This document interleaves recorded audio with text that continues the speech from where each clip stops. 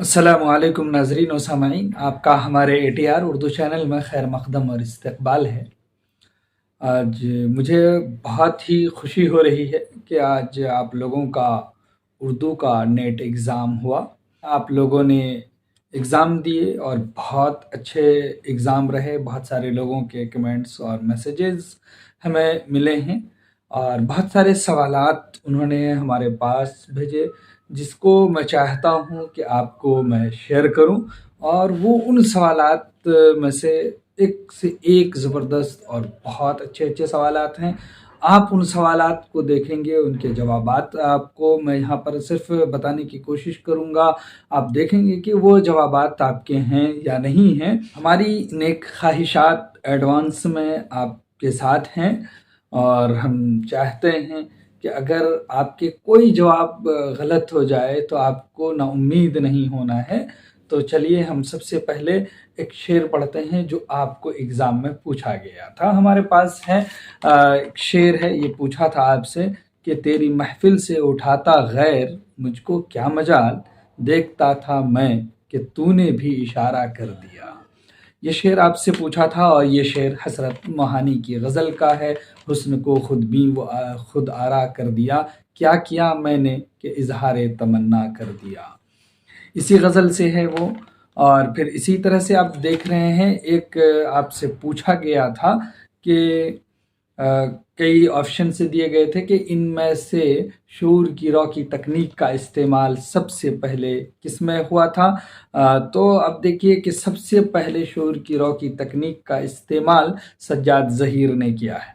सज्जाद ज़हीर का वाहिद novel London की एक रात जो 1938 ईस्वी में शाये हुआ, तो शऊर की रॉ की तकनीक का तारुफ उर्दू में पहली बार सज्जाद ज़हीर ने इस नावल के ज़रिए कराया है। ये सही जवाब है।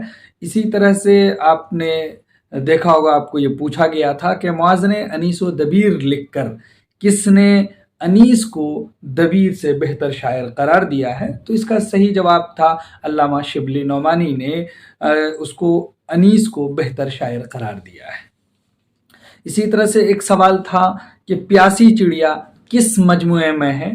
तो ये बाबा लोग में ख्वाजा अहमद अब्बास का ये अफसाना है। इसी तरह से एक सवाल आपसे पूछा गया था, रिसाला मेयार कहाँ से शाये हुआ या होता था। तो ये पटना से शाये होता था। और भी बहुत सारे सवालात हैं जो हमारे पास हैं, जो हमारे नॉलेज में है। उन सवालात को हम शेयर कर रहे हैं, उसके जवाबात बोल रहे हैं। बहुत सारे सवालात ऐसे होंगे जो हम तक नहीं पहुँचे हैं, उन सवालात को आप कमेंट करके हमें बता सकते हैं। एक सवाल ऐसा भी आपसे पूछा गया था, इब्न क़ुतैबा के मुताबिक अशार की किस्में कितनी हैं, कितनी किस्में हैं। तो वो 4 किस्में इब्न क़ुतैबा ने कही हैं।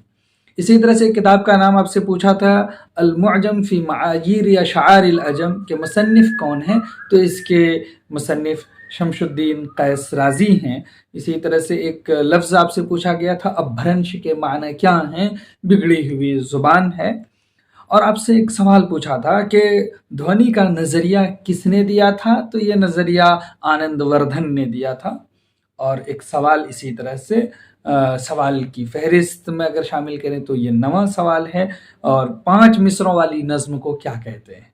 मुखम्मस कहते हैं।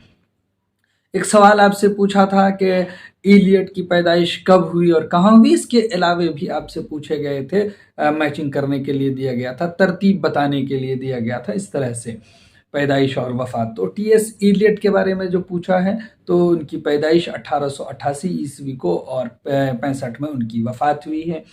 इसी तरह से एक सवाल था, हल्क़े अरबाब ज़ौक़ का पहले नाम क्या था। तो उनका नाम आप जान ही रहे हैं, बज़्म दास्तां गवैयाँ है। इसी तरह से एक सवाल था आपके सामने कि राजेश्वरी और विनोद किस अफसाने के किरदार हैं। तो कातिल की माँ उसका सही जवाब है।